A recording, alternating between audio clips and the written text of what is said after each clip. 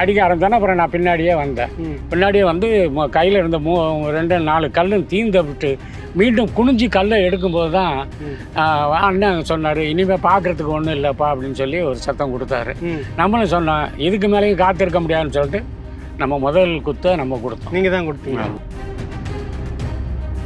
இந்த வழக்கில் இது ஒரு பெரிய சரி, உங்களை பிடிச்சிட்டாங்க காவல்துறையில். பிடிச்சோடனே எந்த காவலில் பிடிச்சோடனே நேராக பட்டுக்கோட்டை கொண்டு வந்தாங்க. சரிங்க. நேராக பிடிச்சதோடவே பட்டுக்கோட்டை கொண்டு வந்தாங்க. கொண்டு வந்து முதல்ல அப்படி காலை ரெண்டையும் விரிக்க வச்சு இந்த காலில் ஒருத்தன் நின்று காலை ரெண்டையும் ஒடிச்சாங்க. முதல்ல இந்த இதெல்லாம் பிடிச்சி இப்போ செஷன்ஸுக்கு மாறும்போது என்ன நடக்குதுன்னாக்கா, செஷன்ஸ் கோர்ட்டுக்கு நாங்கள் வரணும். இப்போ நாங்கள் எல்லாமே வந்து திருச்சியில் இருக்கோம். ரிமாண்டில் திருச்சியில் தான் இருக்கோம். அப்போ கட்சி என்ன நடவடிக்கை எடுக்குதுன்னா, கோர்ட்டை பாய்க்காட் பண்ணணும். இந்த கோர்ட் மேலே நமக்கு நம்பிக்கை இல்லை, கோர்ட்டை புறக்கணிக்கணும்.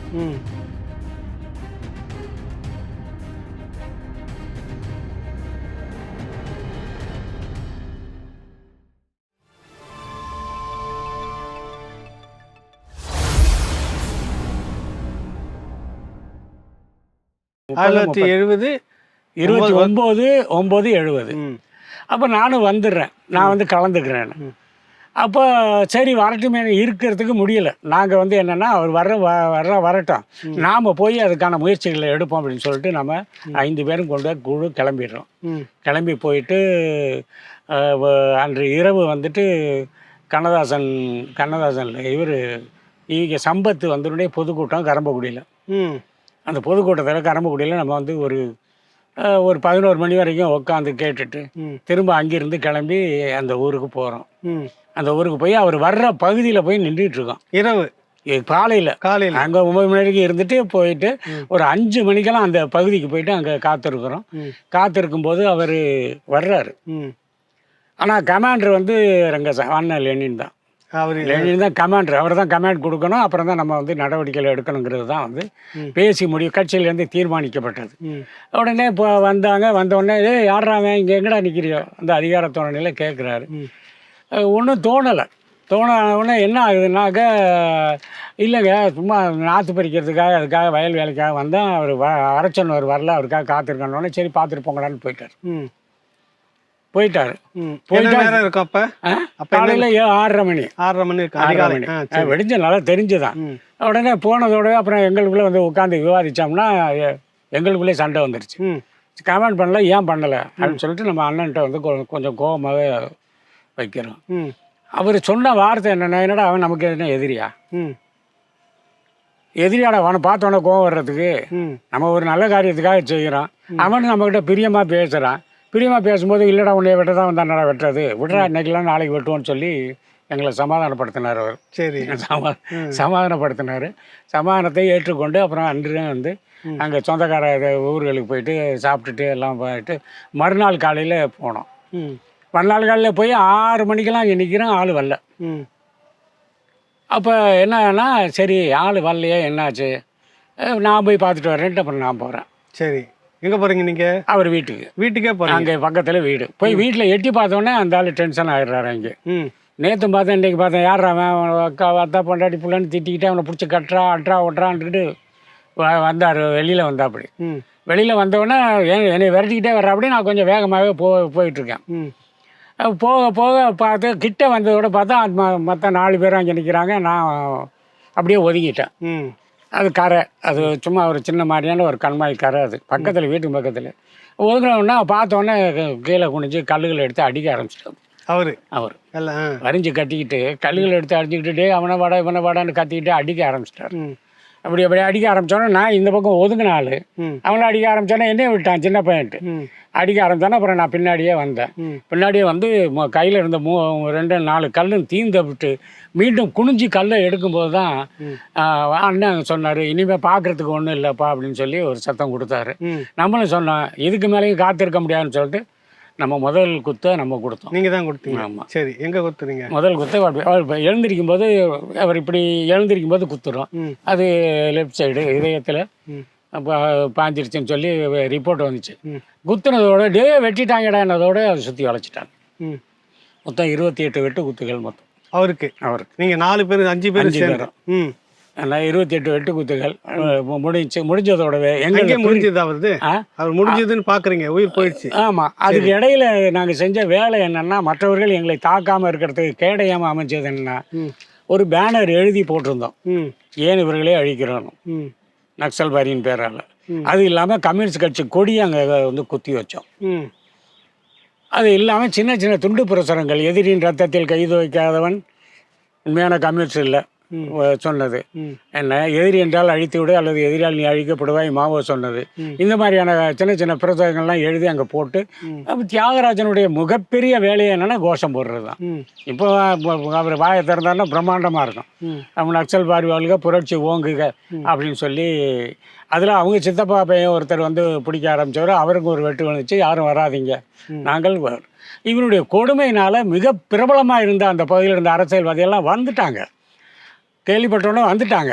ஆனால் இதையெல்லாம் பார்த்த உடனே அவர்களுக்கு இருந்த சந்தோஷம், மகிழ்ச்சி, உற்சாகத்தில் என்ன பண்ணாங்கன்னா, இது வேணும் தானே அவனுக்குங்கிற மாதிரி வந்து ஒரு பாதுகாப்பு கவசமாக அமைஞ்சாங்க. அதில் தியாகராஜன், அண்ணன், ராஜப்பா 3 பேரும் ஒரு வழியில் போகணும், நானும் பாலுவும் இன்னொரு வழியில் போகணும். தோழர் தியாகு, ஒரு தோழர், ஆமாம் ராஜப்பா, அவங்க 3 பேர் ஒரு வழியில் போகணும். ஏன்னா தியாகுக்கு செல்டர் தெரியும், எங்கெங்கே கட்சி தொடர்பு இருக்குங்கிறது தெரியும், பாலுவுக்கு தெரியும். பாலுவும் நானும் போகணும். சின்ன பையன் 2 பேரும் இப்படி ஓடி இருக்க, நாங்கள் இப்படி ஓடிடுறோன்னு சொல்லி பேசித்தான் முடிவு பண்ணோம். ஆனால் ஒரு கட்டத்தில் ஓடி போய் ஒரு ஏரியாவில் போய் இப்படி திரும்பி பார்க்கும்போது எங்கள் அண்ணன் கூட ஒடியாந்துக்கிட்டு இருந்தார். லெனின் தோழர். ஆமாம், லெனின் என் கூட ஒடியாந்தார். அண்ணன் என்னென்ன, ஒன்றும் இல்லை நீ போ, ஓடுறா நீ ஓடு போவோம் அப்படின்னு சொல்லிட்டு, அப்புறம் அங்கிட்டு பார்த்தீங்கன்னா ராஜப்பா, தியாகு, பாலு 3 பேரும் தனியாக கிளம்பிட்டாங்க. அவங்க போனது கூட எங்களுக்கு தெரியாது. ஆனால் நாங்கள் வேறு ஒரு திசையில் போய் அந்த பக்கம் கருவெல்லாம் வச்சு தவிட்டு அப்படியே போய் அங்கிட்டு கொஞ்சம் ஒரு சின்ன காடு இருந்துச்சு. அந்த காட்டில் எந்த ஏரியாவில் சொல்கிறீங்க நீங்கள்? அங்கிட்டு வந்து அப்படியே வரும்போது கல்லாக்கோட்டை, வாண்டானகுடி அந்த பக்கம் போயிட்டோம். அப்படி சரி வாண்டானகுடியில் அந்த பக்கம் வந்து ரோட்டை விட்டு திருச்சி ரோட்டை விட்டு வடக்கால இறங்கி அது காட்டுக்குள்ளே பூந்து மறைஞ்சே போயிட்டோம். அதுக்குள்ளே பூந்துட்டு அங்கிட்டு நம்ம ஆட்கள் பூரா வயல் வேலைகள்லாம் செஞ்சிட்ருப்பாங்க. அங்கிட்டு நமக்கான பாதுகாப்பு தான். ஆனால் இவர்கள் நேராக அங்கேருந்து வந்து கல்லாக்கோட்டை பகுதியில் இருக்கக்கூடிய காடு, அது புதுக்கோட்டை சமஸ்தானத்தினுடைய காடு, அந்த கல்லாக்கோட்டையை ஒட்டி இருக்கக்கூடிய காடுகள், அந்த காடு வழியாக வந்திருக்காங்க. அவங்கள விரட்டிட்டு வர்றாங்க, எங்களை யாரும் விரட்டலை. அவங்க 3 பேரும் விரட்டிட்டு போகிறாங்க, உங்களை விரட்டலை. ஆமாம், ஏன்னா நாங்கள் எந்த பக்கம் பிரிஞ்சோன்னா இந்தா போகிறான்னு போயிட்டே இருந்தாங்களே தவிர. ஆனால் எல்லாத்தையும் ஆயுதம் இருந்தது என்ன. அப்போ நாங்கள் ஆமாம் இந்த பக்கம் வந்து புது விடுதின்னு சொல்லி ஒரு கிராமம், அங்கே வந்து வழியில் பேசிக்கிட்டே வந்து எல்லாம் கழுவிட்டு கத்திக்கிட்டெல்லாம் கழுவி கையில் வச்சுக்கிட்டு போய் அங்கே தங்கிட்டோம் ஒரு நண்பர் வீட்டில். இப்போ ஏன்னா என் கூட வந்த அப்படின்னு கேட்டான். இல்லைடா, உன்னைய கூப்பிட்டு வந்திருக்கக்கூடாது, ஏன்னா 2 குடும்பமும் வீணாக போயிடும், உன்னை விட்டுட்டு வந்திருக்கணும். ஆனால் உன் பேச்சை கேட்டு உன்னையும் கூட்டிகிட்டு வந்தது, உனக்கு ஏதாச்சும் ஒன்றுனாக்க நான்லாம் ஒன்றும் பண்ண முடியாது, ஒரு மாதிரியான வந்து ஒரு சிந்தனையை வெளிப்படுத்தினார் அவர். அதனால தான் உன் கூட வந்தேன்.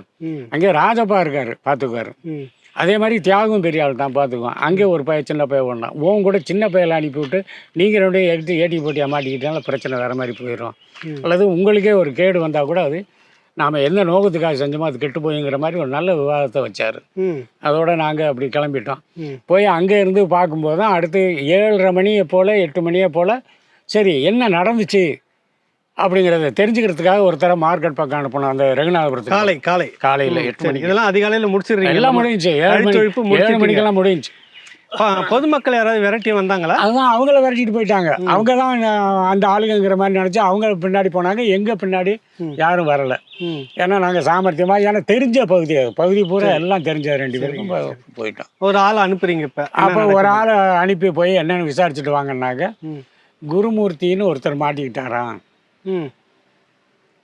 மிச்சம் யாரும் கிடைக்கல, அவரை தான் வந்து அடித்து இழுத்துட்டு வந்து பண்ணியிருக்காங்கன்னு சொன்னதோட குருமூர்த்தின்னொடனே நமக்கு என்னடா குருமூர்த்தி தான் இங்கே இருக்கமே. அதனால் இவங்க என்ன பண்ணாங்கன்னா, நீ வெளியே போகாதப்பா, உன்னை தெரியும்.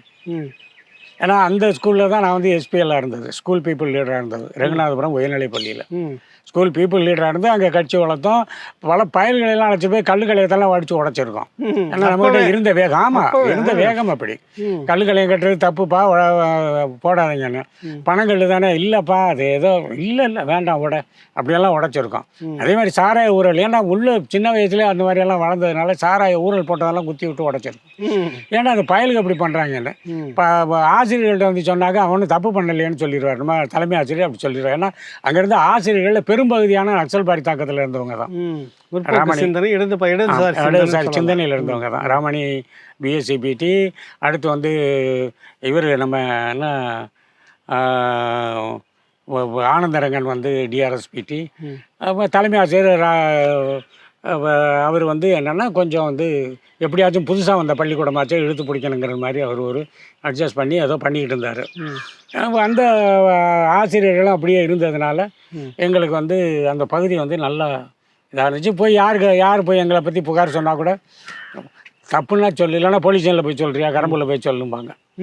நாம நான் கல்லுக்கலையம் போட்டேன் கரம்புக்குள்ளே உடைச்சான்னு சொல்ல முடியுமா? சொல்ல முடியாது. அதனால் அதை இப்போ பயன்படுத்திட்டு அந்த மாதிரி மக்கள் மத்தியில் ஒரு எழுச்சி, நல்ல எழுச்சியையும் உருவாக்கியிருந்தோம் நம்ம. இல்லை நீங்கள் ஒருத்தர் அனுப்புறீங்க, அவர் வந்து சொல்கிற தகவல் குருமூர்த்தின்னு ஒருத்தர் மாட்டிக்கிட்டாராம். அப்புறம் மறுபடியும் போய் விசாரிச்சுட்டு இல்லை மணின்னு ஒருத்தர் மாட்டிக்கிட்டாராம். ஏன்னா தியாகராஜனுக்கு அங்கே நாங்கள் வச்சிருந்த பேர் மணி. ஓ சரி, ஆமாம். அவர் வந்து அப்பயே பிடிச்சிட்டாங்க. ஆமாம், இப்போ பகுதியிலே வந்து பிடிச்சது அவர் தான். ஓ என்ன அந்த மாதிரி மாட்டிக்கிட்டாருன்னதோட சரி. அப்போ ராஜப்பாவும் பாலுவும் என்ன ஆனாங்க அப்படின்னா அவங்க எல்லாம் தப்பிச்சு போயிட்டாங்களாம், இவர் மட்டும் தான் மாட்டிக்கிட்டார் அப்படிங்கிற தகவல் கிடைச்சிது. அந்த தகவல் கிடைச்ச பிறகு அப்புறம் நாங்கள் பேசிக்கிட்டபடி நம்ம ஒரு கிராமத்தில் சந்திக்கிறது, அங்கிருந்து எல்லாரும் ஒன்றா போய் கட்சியில் ஐக்கியமாகிறது அப்படின்னு சொல்லி தான் பேசி முடிவு பண்ணியிருந்தோம். இப்போ தியாகம் மாட்டிக்கிட்டாருன்னொடனே இப்போ அவங்களுக்கு வந்து பாலு கூட போனதுனால என்ன ஆச்சுன்னா அவங்களுக்கு செல்ட்ரு கிடச்சிருச்சு. இப்போ அண்ணன் என் கூட வந்ததுனால செல்ட்ரு கிடைக்கல, கட்சி தொடர்பும் இல்லை. அதனால் நாங்கள் என்ன பண்ணுறோன்னா அந்த தோழர்கள் பயன்படுத்தி அவங்க எங்களை கொண்டு போய் மறைச்சி வச்ச பகுதியில், திருவையாறு பகுதியில் போய் தங்கி இருந்துட்டு அறுக்கிறது, அப்புறம் வந்து அங்கே தெரிஞ்ச வீடுகளில் படுத்து கிடக்கிறது, இப்படி இருந்தோம். இப்படி இருந்தோடனே 13 நாள் கழித்து நாங்கள் படுத்திருந்த இடத்த வந்து போலீஸுக்கு தகவல் கிடச்சி சுற்றி வளைச்சி என்ன ஊரில் இங்கே வந்து இந்த களிமேடும்பாங்க, தஞ்சாவூருக்கு பக்கத்தில் இருக்கக்கூடிய களிமேடுன்னு சொல்லுவாங்க. அந்த பகுதியில் தஞ்சாவூர் பக்கத்தில் ஏன்னா கருதறுப்பு சீசன் அப்போ உடனே அங்கே வந்து எங்களை அரெஸ்ட் பண்ணிடுறாங்க. அப்புறம் அரெஸ்ட் என்னையும் அண்ணன் ரங்கசாமி லெனினை நாங்கள் 2 பேரும் அரெஸ்ட் உங்களை 13 நாள் கழிச்சு அந்த நிகழ்ச்சி நடந்து 13 நாள். இந்த 13 நாளில் அந்த பகுதியே வந்து அவ்வளோ பெரிய வந்து கொடுமை, தாக்குதல், பிள்ளைகள் பெண்கள் எல்லாருக்குமானது, போலீஸும் முழுக்க. அது இல்லாமல் வந்து அவர் ஆதிக்க ஜாதியை சேர்ந்தவர் என்பதனால ஆதிக்க ஜாதியில் இருந்தவங்களுடைய வந்து அழிம்பான வேலைகளும் வந்து கொடுமையான தாக்குதல்களும் தாக்கங்களும் பேச்சுக்களும் எல்லாமே வந்து பந்துவக்கோட்டை மட்டுமே இருந்துச்சு. இதில் என்ன பார்க்குற 2 விஷயம் என்னென்னா, பந்துவக்கோட்டையில் இருந்த இளைஞர்கள் எல்லாரையும் மற்ற ஊருக்காரெல்லாம் பயப்படணுங்கிறதுக்காக நடத்தின கொடுமையான தாக்குதல் இருக்குல்ல, அதையெல்லாம் அவங்க சகிச்சு ஒரு கட்டத்துக்கு மேலே தான் அவங்க தப்பு பண்ணலை அப்படிங்கிற மாதிரி, இல்லைன்னா கொலைகாரன்னு தான் பேசிகிட்டு இருந்தாங்க. இந்த மாதிரி பண்ணிவிட்டு நம்மளெல்லாம் இப்படி பண்ணுறானே செய்கிறானே. வீட்டில் பார்த்தீங்கன்னா எங்கள் அப்பாவுக்கு அடி உதை, அம்மாவுக்கு சித்திரவதை, அதையும் தாண்டி வந்து இந்த இவ்வளோ சொத்து நிலமெல்லாம் வச்சுருந்தாரா, இதனால் அவங்கெல்லாம் என்ன பண்ணுறதுனா வர்றது, போலீஸுக்கு கொடுக்கணும், அதை கொடுக்கணும், இது கொடுக்கணும்னா நிலங்களையெல்லாம் சில நிலங்களையெல்லாம் விற்றே காசு வாங்கியெல்லாம் கொடுத்துட்டு வந்திருக்காங்க. ஆனால் அவங்களுடைய கோபமெல்லாம் கடுமையாக இருந்துச்சு. ஒரு பிள்ளையை வளர்க்க சொல்லி அவன்கிட்ட விட்டால் நீ பொம்பளை வளர்த்த பிள்ளை மாதிரி ஆக்கி விட்டியா, அவனை போய் இந்த மாதிரி ஆக்கி விட்டியான்னு சொல்லி அம்மாவுக்கு அப்பாவனால கொடுமை, அப்பாவுக்கு மற்றவங்களால கொடுமை. அதே மாதிரி அண்ணன் அவங்க அம்மா இருந்தாங்க, தங்கச்சி இருந்துச்சு, அதான் ஜெயசீலன் அம்மா ரஞ்சி, எல்லாருக்கும் பார்த்தீங்கன்னா அவ்வளோ வந்து கொடுமைகள் எல்லாமே. அதெல்லாம் சின்ன பிள்ளைங்க அப்போ. ஏன்னா அப்போ பெரியம்மா இருந்தாங்க, அப்புறம் அவருடைய மனைவி இருந்தாங்க, அஞ்சல் இருந்தாங்க, 2 குழந்தைகள் இருந்துச்சு. ஏன்னா இது மாதிரியான வந்து கொடுமைகள்லாம் கிராமப்பகுதிகளெல்லாம் மிகப்பெரிய கொடுமைகள்லாம் நடந்தது. நாங்கள் அரெஸ்ட் ஆன பிறகு அது கொஞ்சம் குறைஞ்சிது. ஆனால் ராஜப்பாலும் கடைசி வரைக்கும் அரெஸ்ட் ஆகலை. ராஜப்பாவும் பாலுவும் வந்து 23 ஆண்டுகள் தலைமறை வாழ்க்கை கட்சியில் தான் இருந்தாங்க. 23 வருஷமாகவே தலைமறை அடக்க பிடிக்க முடியல. நான் தான் வழக்கு நடத்தி வெளியே கொண்டு வந்தேன் 92 வழக்கு நடத்தியே வெளியே கொண்டு வந்த 2 பேரையும் அவங்க. ஆக இந்த வழக்கில் இது ஒரு பெரிய சரி உங்களை பிடிச்சிட்டாங்க காவல்துறையில பிடிச்ச உடனே எந்த காவல் நிலையத்துக்கு பிடிச்ச உடனே நேராக பட்டுக்கோட்டை கொண்டு வந்தாங்க. சரிங்க. நேராக பிடிச்சதோடவே பட்டுக்கோட்டை கொண்டு வந்தாங்க. கொண்டு வந்து முதல்ல அப்படி காலை ரெண்டையும் விரிக்க வச்சு இந்த காலில் ஒருத்தன் நின்று காலை ரெண்டையும் ஒடிச்சாங்க. முதல்ல இந்த இதெல்லாம் பிடிச்சி பறவையெல்லாம் ஒடிச்சிருக்குமே அது மாதிரி ஒடிச்சாங்க. நடக்கவே முடியாத பண்ணாங்க. அண்ணனுக்கும் அதான் அடி உத எல்லாம் தான். உடச்சி என்ன பண்ணி இது பண்ணியா அவன் வர்றவன்லாம் அடிப்பான். தருமபுரியிலேருந்து ஒரு இன்ஸ்பெக்டர் வருவான், அவன் வந்து அடிப்பான். அந்த அங்கே 13 நாள் கழிச்சு நாங்கள் அரெஸ்ட் ஆனாலும் கோர்ட்டு கொண்டு வர்றதுக்கே ஒரு 15 நாள் 13 நாள் 14 நாள் ஸ்டேஷன்லேயே வச்சு இவ்வளோ கொடுமைகள்லாம் நடந்துச்சு. யாராச்சும் 2 பேரும் ஓட்டு வருவான், இவனுக்கு தெரியுமா உனக்கு, இவனை தெரியுமா, நீ எங்கே பண்ண, நீ அங்கே என்ன பண்ண, இங்கே என்ன பண்ண, அது மாதிரி அந்த கொடுமைகள்லாம் வந்து வர்ணிக்க முடியாது. ஆனால் கொடுமைகள்லாம் அவ்வளோ கொடுமைகள் பட்டால் கூட திருப்பி எங்கள் அண்ணனை பார்ப்பேன், அவர் என்னையே பார்ப்பார். இவன் எதுவும் அழுகிறானா, துன்பப்படுறானா, கஷ்டப்படுறானான்னு. என்ன அவர் அப்புறம் அவரை நான் பார்ப்பேன், அவர்கிட்ட அந்த மாற்றமெல்லாம் எதுவுமே தெரியாது. என்ன ஒரு தடவை ரொம்ப இதாகி 2 பேரும் ஒன்றா வந்து டாய்லெட் போகிற சூழ்நிலை வரும்போது, ஏன்னா இவ்வளோ அடி அடிக்கிறாங்க, ஏன்னா ஏன்னா நீயே தாங்கிக்கும்போது எனக்கு என்னடா பிரச்சனை. கடைசியாக இல்லை நான் இந்த கொடுமைப்படுத்துகிறாங்க கேட்குறதுக்கு நாதியே இல்லை, நாதி எப்படி வரும், அவன் எப்பேற்பட்டாலும் நம்ம என்ன அது மட்டும் இல்லைடா, நம்ம என்ன தப்பாக செஞ்சுருக்கான், விட்றா அடித்தா அடிக்கணும், செத்துட்டு போவான். இன்றைக்கி இராணுவத்திலேருந்து நான் செத்துருந்தா அதான், நீ போகும்போது எவனாச்சும் அதெல்லாம் கவலைப்படாதே அப்படின்னு சொல்லி இப்படி ஒரு துணிச்சல் ஒரு மிலிட்ரியில் இருந்ததுனால அந்த துணிச்சல்லாம் கொடுத்தாரு. என்ன பார்த்தீங்கன்னா அந்த பகுதியில் வந்து யாரெல்லாம் வந்து அந்த வேண்டாத ஆளுக இருந்தாங்களோ இல்லை சமூக கொடுமைகளில் அது ஒன்று பெரிய விஷயம் என்னென்னா, அந்த ஆதிக்க ஜாதியை சேர்ந்தவனுக்கு எவன்லாம் வேண்டாதவன் இருந்தானோ, நம்ம சொந்தக்காரன் இருந்தானோ அவனையெல்லாம் சொல்கிறது, இவன்லாம் அழைச்சி கொண்டு சோறு போட்டிருப்பாங்க, இவன் காசு கொடுத்துருப்பாங்க, அவங்களெல்லாம் தூக்கி போட்டு உதைப்பாங்க கண்ணு முன்னாடி. அதுகளை பார்க்கும்போது தான் நாங்கள் வந்து ரொம்ப ஆத்திரப்பட்டோம், கொடுமையாக சங்கடப்பட்டோம். மற்றபடி எங்கள் மேலே நடந்த தாக்குதல்லாம் அது பெருசாக எங்களை பாதிக்கலை. அது இன்னும் மக்கள் மத்தியில் அனுதாபத்தை கூட்டி தந்தது. சரி, இந்த சம்பவம் வந்து அந்த பக்கத்தில் என்ன மாதிரியான தாக்கத்தை ஏற்படுத்துச்சு? மக்கள் மத்தியில் என்ன நினைச்சாங்க அந்த காலகட்டத்தில்? மக்கள் மத்தியில் நம்ம தெரிஞ்ச மக்கள் மத்தியில் அவனை பற்றி தெரிஞ்ச மக்கள் மத்தியில் வெளியே சொல்ல முடியலை. ஆமாங்க இது நல்ல காரியம்னு சொல்ல முடியாது. அது சொன்னால் அவனுக்கும் தாக்குதல் இருக்குது, அவனுக்கும் பிரச்சனை இருக்குது, அவன் அதனால் சொல்ல முடியலை. ஆனால் யாரும் எங்களை வந்து பெருசாக பழி தூற்றலை. ஒரு கட்டத்தில் வந்து ஒரு சமீபமாக கொஞ்சம் அந்த பதட்டம்லாம் குறைஞ்ச பிறகு பார்த்தீங்கன்னா இதுதான் பந்துவக்கோட்டைன்னே சொல்கிற அளவுக்கெல்லாம் போணுச்சு. பந்துவக்கோட்டைன்னா இதுதான் என்ன, அதனால் இதுதான் சரி. இப்போ ராமிய மாமாலாம் இருக்கார். இப்போ அவங்கெல்லாம் என்ன பண்ணுறாங்க, இன்னும் ஏன் தப்பு பண்ணிட்டாங்கன்னு அப்படி போவோம். ஆனால் இப்போ இந்த ஆதிக்கம் மற்றவங்கெல்லாம் என்ன பண்ணுறாங்கன்னா, உண்மையிலே பந்துவக்கோட்டையிலேயே இருக்கக்கூடிய அந்த சமூகத்தை சேர்ந்த ஒரு பிரசிடெண்ட்டு கூப்பிட்டு, இதை பாரு யாராச்சும் இந்த ஒடுக்கப்பட்ட மக்களால் தாழ்த்தப்பட்ட மக்களால் தலித் மக்களை வந்து பெண்கள்கிட்ட தப்பு அதான் நடந்துக்கிட்டா அதனால வரக்கூடிய பிரச்சனைக்கு ஊரும் சம்மந்தப்படாது, நானும் சம்மந்தப்பட மாட்டேன், எல்லாம் மரியாதையாக நடந்துக்க தீர்மானமே போட்டாங்க. அது மாதிரி ஒரு ஊரில் இல்லை, பல ஊரில். இப்போ இந்த இன்சிடெண்ட்டுக்கு பிறகு என்ன நடந்துச்சுன்னா, மிச்சம் 6 பேர் வந்து லிஸ்ட்டில் இருந்தாங்கல்ல, அந்த 6 பேரும் அவங்க ஊரில் இல்லை. மீதி நீங்கள் 7 பேரை செலக்ட் பண்ணி 7 பேர் லிஸ்ட்டு போயிருக்குங்கிறத வந்து கியூ பிரான்ச்சும் போலீஸும் வந்து தகவல் சொல்லிடுவாங்க. உங்கள் பேரெல்லாம் போயிருக்கியா பார்த்து இருந்துக்கங்க, உங்கள் பேரெல்லாம் போயிருக்கு பார்த்து இருந்துங்க. அப்போ என்ன பண்ணாங்க அவங்க எல்லாம், ஏன் இங்கே இருந்தால் தானே எங்கள் பேர் போயிருக்கு, ரைட்டு. என்ன டிகேடி பஸ்ஸு ஓனர் வந்து தம்பிக்கோட்டை மைனர், அவர் பார்த்தீங்கன்னா அவர் வந்து மன்னார்குடி தஞ்சாவூரில் போய் செட்டில் ஆகிட்டார். நாகராஜா வந்துட்டார், தஞ்சாவூர் போயிட்டார். நம்ம வந்து எங்கள் பகுதியை சேர்ந்த விஜய பல்லவராயர் வந்து புதுக்கோட்டை சமஸ்தானத்துக்கு வந்துட்டார். எல்லாமே ஊரை விட்டு போயிட்டாங்க. அதுவே வந்து அங்கேருந்து அவங்களை பயன்படுத்திக்கிட்டு அராஜகம் பண்ணி கொண்டு வந்தவங்களுக்கெல்லாம் ஒரு ஒரு தொய்வு ஏற்பட்டு, பயம் வந்து போய் தொய்வு. அப்புறம் அவங்கெல்லாம் பண்ண முடியாதுன்னா நம்மளை காவந்து பண்ணுறதுக்கு அவங்க இல்லையே, அவங்களுக்காக பண்ண காரியங்கள் தானே நிறையா. ஏன்டா அவன் எடுத்து வர்றான், இவன் அப்படி பண்ணுறான், அவன் இப்படி பண்ணுறான், இந்த மாதிரியெல்லாம் பண்ணிக்கிட்டு இருந்தது. பஞ்சாயத்துக்கு போனால் கூட அவங்க பஞ்சாயத்து அப்படி தானே இருக்கும். என்னடா பெருசாக வந்துட்டா நான் சொல்கிறத கேளு, இல்லைன்னா பாரு குடுறா 2ன்னா கொடுத்துருவாங்க, அப்போவே அடிச்சிருவாங்க. அதனால் பஞ்சாயத்து அப்போவே முடிஞ்சிடும். எனவே அந்த மாதிரியான வந்து தாக்கங்கள்லாம் வந்து குறைஞ்சி ஓரளவு வந்து ஒரு பகுதியில் வந்துட்டு ரைட்டு. அதுலேயும் ஒடுக்கப்பட்ட மக்களை இதெல்லாம் வந்து எப்படி இருந்துச்சு, இதில் என்ன பெரிய விஷயம்னா கட்சியினுடைய நிலைப்பாடு, நாங்கள்லாம் ஜெயிலுக்கெல்லாம் போய் அங்கெல்லாம் போய் தோழர்கள் வர்றவங்கள்ட்டெல்லாம் பார்க்க ஆரம்பித்த பிறகு கட்சியிலேருந்து ஒரு தீர்மானம் கொடுத்தாங்க, கோர்ட்டை பாய்காட் பண்ணணும்.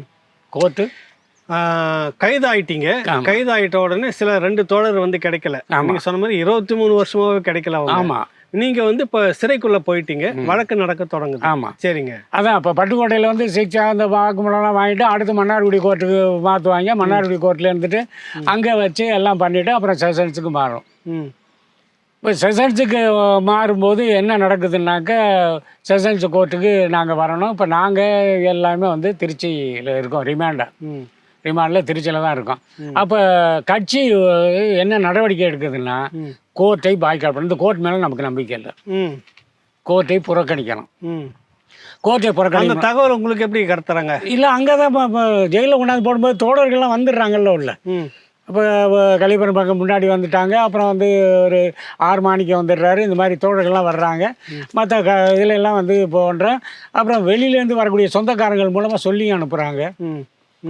என்ன அதெல்லாம் கோர்ட்லாம் வரணும். கோர்ட்டுக்கு போகும்போது உறவுகளோட அவங்களும் வந்து நிற்பாங்க, நின்றுட்டு சொல்லிடுவாங்க தகவல் கடை. கோர்ட்டில் பாய்காட்டு, கோர்ட்டை நம்மளை கோர்ட்டில் வந்து வழக்கு நடத்த முடியாது. ஏன்னா அரசாங்கம் என்ன நினைக்குதோ அந்த தண்டனையை அது கொடுக்கும். நாம் யார் என்பதை மற்றவர்களுக்கு சொல்லணும். நக்சல்பாரி என்பதை மற்றவர்களுக்கு சொல்லணும். அதுக்கான வேலையை செய்யணும். அப்படின்னு சொன்ன பிறகு தான் என்ன ஆகுதுன்னா, கோஷங்கள், அடுத்து பாடல்கள், தியாக நாங்கள்லாம் உட்காந்துட்டு பாடல்கள்லாம் எழுத ஆரம்பிச்சிட்டோம். நான் என்னுடைய குரல் வளம் நல்லா இருக்கும். எனவே வந்து பாடல்கள்லாம் எழுத ஆரம்பித்து அந்த பாடல்களெல்லாம் வந்து கோர்ட்டில் பாடுறது, கோஷம் போடுவது, மக்களை திரட்டி மக்கள் மத்தியில் நம்ம யாருங்கிறத சொல்கிறது. ஏன்னா தெரியாமல் கொண்டு விடுவாங்களே. இப்போ கட்சி எடுத்த நடவடிக்கையில் அதுவும் ஒன்று. நக்சல்பாரினா கொண்டு போய் எங்கேயாவது சுட்டு போட்டு தப்பி ஒன்றா சுட்டன்னு சொல்லலாம் தானே. அப்போ சொல்லாமல் இருக்கணும்னா என்ன பண்ணணும்? மக்கள்கிட்ட நம்ம யாருங்கிறத சொல்லிடணும். எங்கே அரெஸ்ட் ஆனால் என்ன பண்ண, ஏது பண்ணால் நம்முடைய தத்துவம் என்ன, லட்சியம் என்னங்கிறத சொல்லிடணும். கோஷமாக சொல்லிடுவீங்க? கோஷம் மட்டும் இல்லை, பாட்டு. சரி.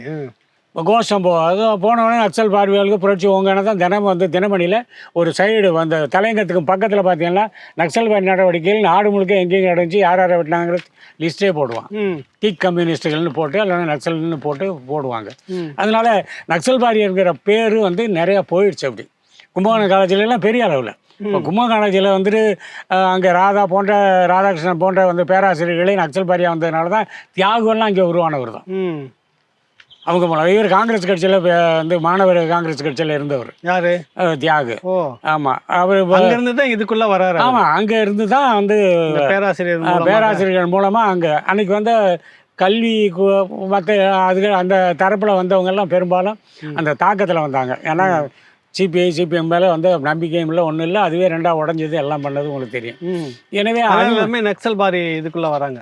நக்சல்பாரி தீவிர கம்யூனிஸ்ட். அவங்க தீவிர மார்க்சிஸ்ட் லெனினிஸ்ட். சிபிஐ எம்எல் தான்.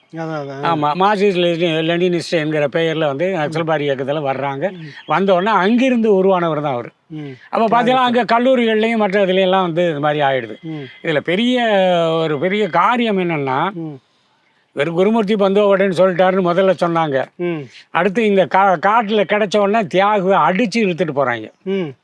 அந்த இடத்துல கொண்டு போய் வச்சு முத்துதாங்க சேர்மனை வெட்டின இடத்துல இவனை வெட்டணும் அப்படின்னு சொல்லிட்டு ஒரு குரூப் கொண்டு போகுது.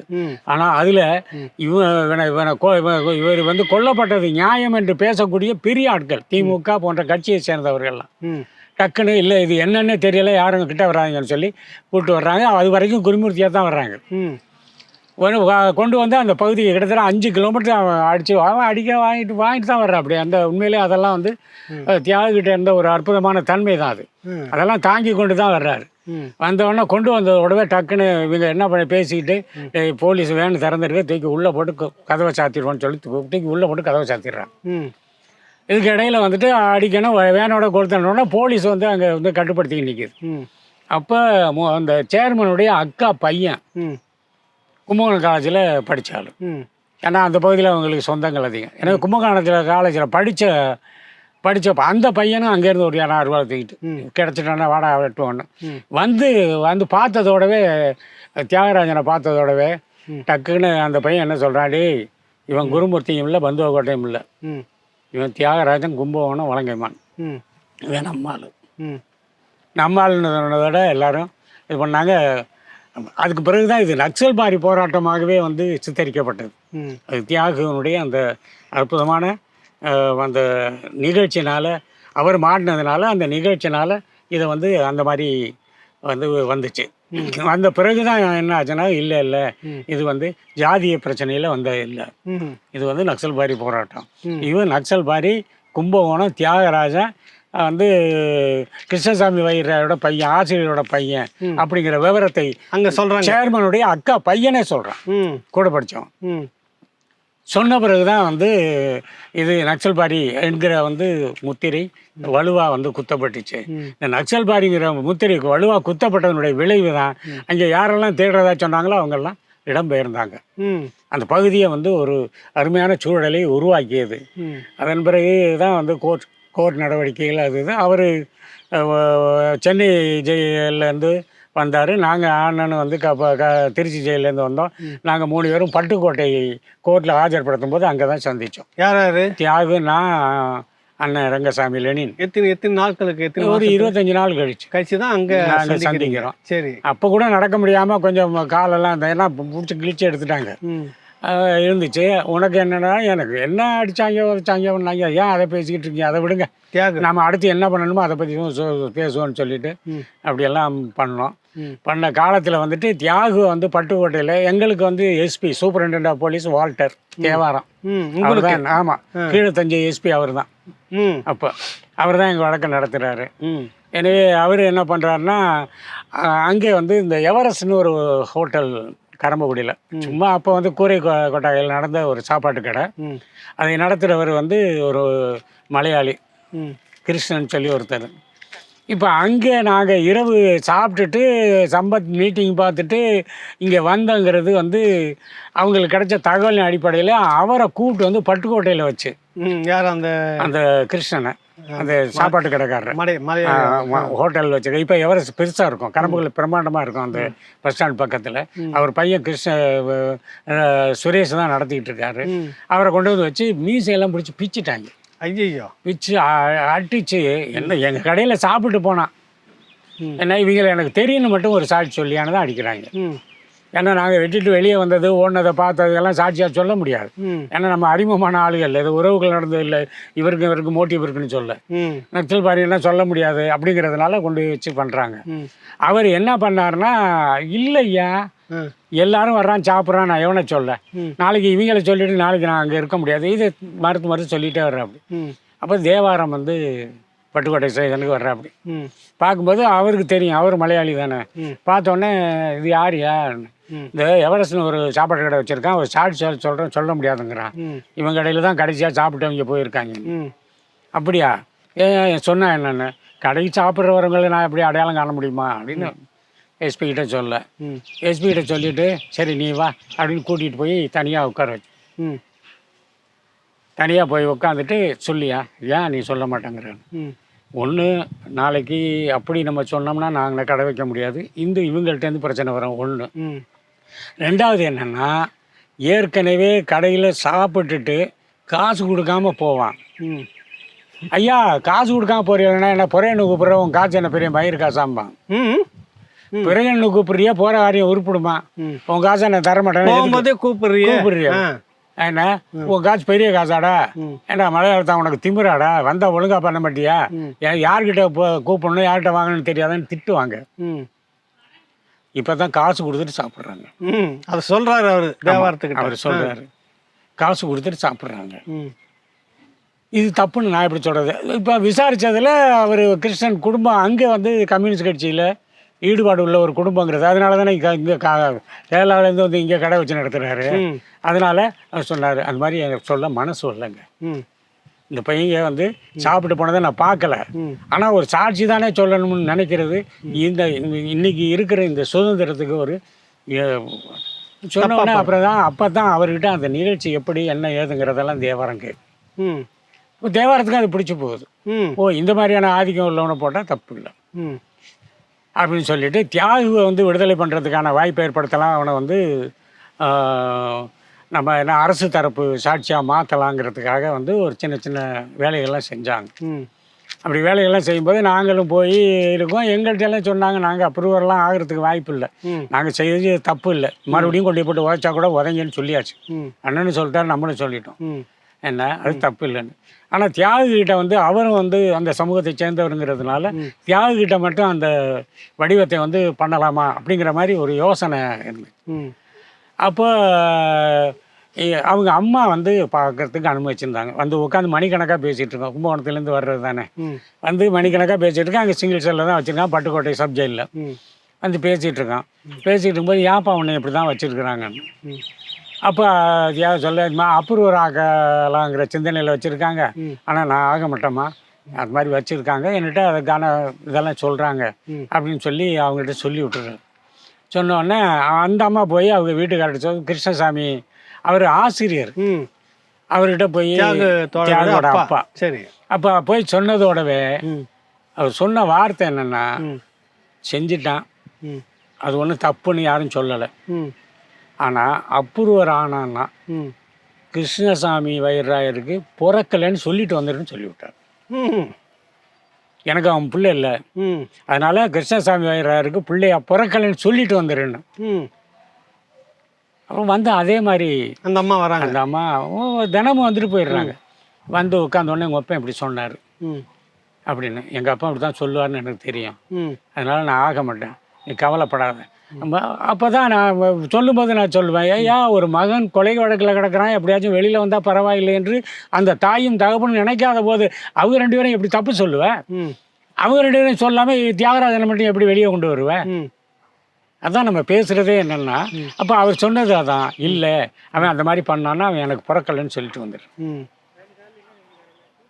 அப்புறம் அதையே வந்து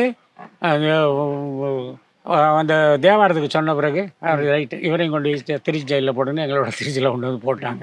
அப்புறம் நாங்கள் எல்லாம் ஒன்றாக இருந்தோம் சிறையில் இருந்த வழக்கு. ஆமாம், ஒரு தொடக்க முன்பகுதியை மட்டும் நம்ம கேட்டிருக்கிறோம். சிறைச்சாலை அதுக்கு பிறகு என்ன நடக்குது? 16 ஆண்டுகள் சிறைவாசம், 2 தூக்கு தண்டனை, 17வது ஆண்டில் வந்துட்டு விடுதலைன்னு வந்த தோழர் குருமூர்த்தியினுடைய சந்திப்பு தொடரும். மீண்டும் சந்திப்போம். நன்றி, வணக்கம். வணக்கம்.